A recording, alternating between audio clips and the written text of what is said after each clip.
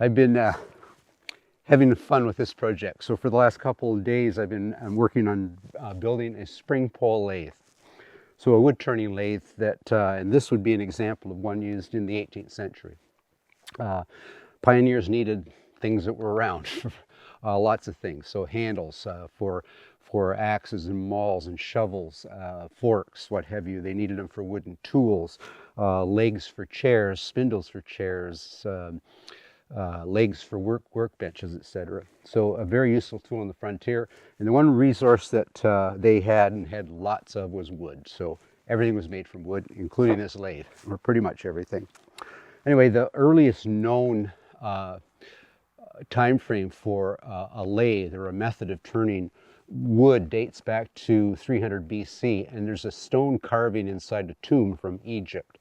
And it's not a horizontal one like this is going to be. It was done vertically, and it took two people. This is a pretty crude carving, but it demonstrates one person working with some kind of a sharp-edged tool, the other person with a rope wrapped around this wood spindle, and he's working it back and forth like this. He's going right at it while the guy chips away at the wood.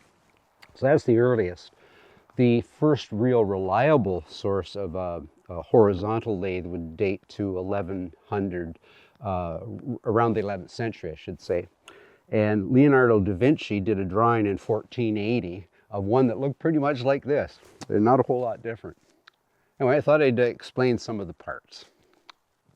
So the thing that powers spring bow lathe is the spring bow, which you see here, and one's foot. So a rope gets tied around this, it'll go down and around the piece and down to the foot pedal. So this is a reciprocating machine. So in other words, when I push down, the wood is going to turn towards my cutting tool. When I let back up, the wood's going to turn the opposite direction. So you only can cut the wood when the wood's turning towards you. So it's a subtle in and out of the tool.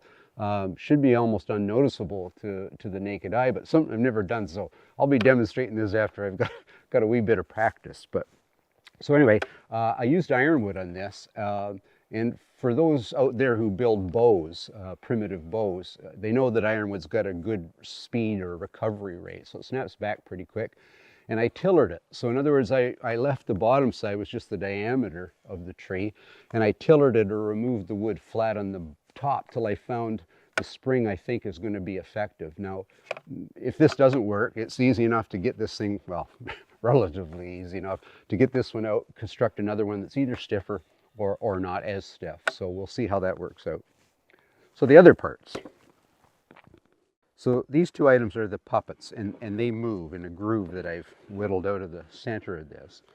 And they're held in place by two wooden wedges that once you've determined the spacing for that, you simply put your wedge in here, give it a tap, and that's fixed. And if the piece loosens up while you're turning it, it's simply a matter of giving this a little tap. Sometimes you don't even have to knock those wedges out, but they're really solid. So there's nothing here to hold the wood. So I've got those parts made. I just haven't got them mounted yet. So those are my two spindles, and they're fixed, unlike modern lathes that have bearings and stuff. These are just 2 points, and I've case hardened them on the forge. So they're going to get driven in the same position here and here. And they'll get buried back to about that depth, so it comes into the second block of the pulpit for strength. So they're basically just the point will be exposed, but down here in this position. And that's where the spindle you're going to work on gets turned. So my dear departed mother would be pretty upset. I just called them a pulpit when they're actually called a puppet. Anyway, so what I'm working on here, or what I finished, is the tool rest. And it's the length of the table, because if I'm working on a long piece like a spindle for a Windsor back chair, I've got that whole length to work down the wood with the tools that I'm using. I may be working just on a small section in here, for example, making a bowl. So again, what they made was, most of the stuff they used for eating off of, their plates, their bowls, their cups, often were made from wood on a machine just like this. Yeah, so the next thing I've got to get put together is aside from getting my spindles in, is my foot powered part. And then I'm just going to give this a coat of oil, and I'm going to see whether I can actually turn a piece of wood on it.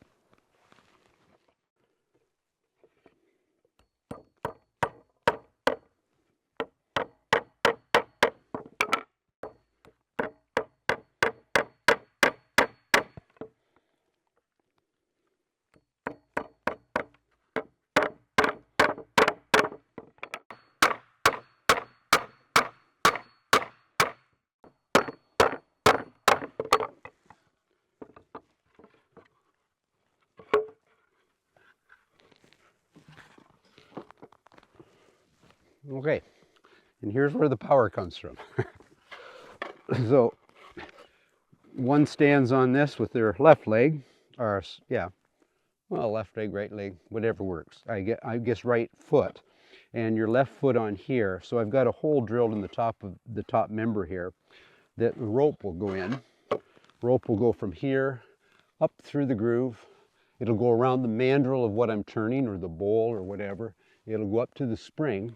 So when I push down, as long as both ropes, the ones on this side going around the spindle and up to that, are on the side facing me, when in the downward stroke of this, it's going to turn the wood towards me, cutting mode.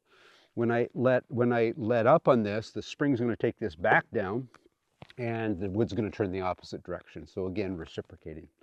So yeah, a couple of leather hinges there and a bit of rope, and I'm going to get this thing in someplace where it's warm, get it in the cabin there, and get a coat of oil on it, and yeah, we'll be ready to turn some wood.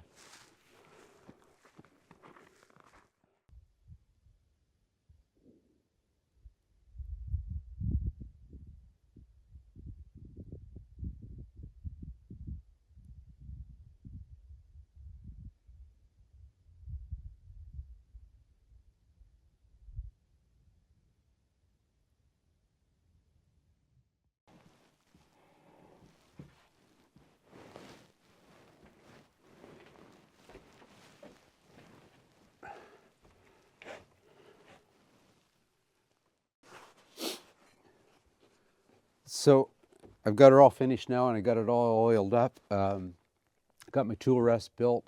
I forged out a couple of square pegs that go into a round hole to hold that in place, and the whole thing's solid. I'm really pleased with it.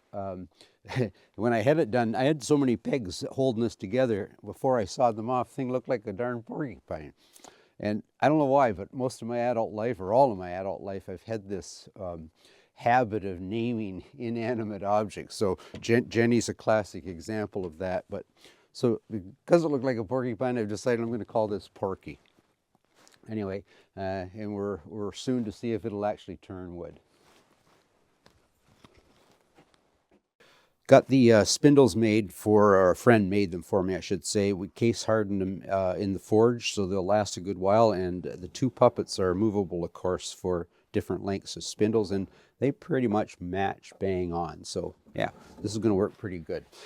The only thing I got to do now is I've got to get some hemp and braid it for rope that'll go from my foot treadle up to the spring pole. And yeah, it'll be in work. But as you can see by my front porch of the cabin, we've kind of run out of space. Which brings me to our next project, or one fairly soon, is we met a 92-year-old woman about 2 hours north of us who has given us permission to take down a mid-19th century log structure on her property. We're going to disassemble it up there, transport it back here, and reassemble it for a blacksmith shop and wood turning shop now. And I can actually get my front porch back. Anyway, we're pretty excited about it. It started out as a settler's cabin, so people actually lived in it at one point. It ended its life on the property it's on now as a pigsty. So it was a pig barn. So it's got a loft in it. We've got to tear all that out, and dissect it, and like I said, get it back here. So it's going to be a major project for us, and we're pretty excited about it. I'm really excited about getting my front porch back. There's no room for my rocking chair.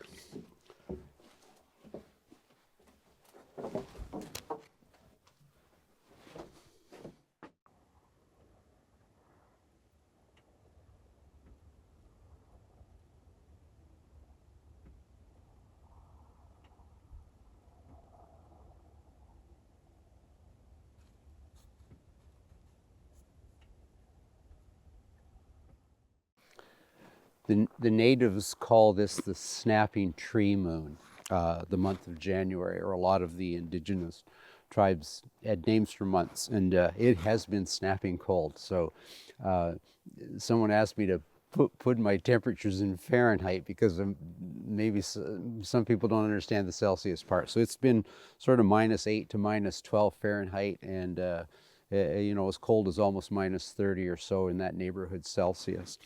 Now I got two choices. I can go in and sit by the fire, which I'm not inclined to do because the nights are really long and I got lots of time to do it then. So I've got just enough daylight left to scab together a bucking horse for my firewood, and in preparation for a crosscut saw that I'm going to restore.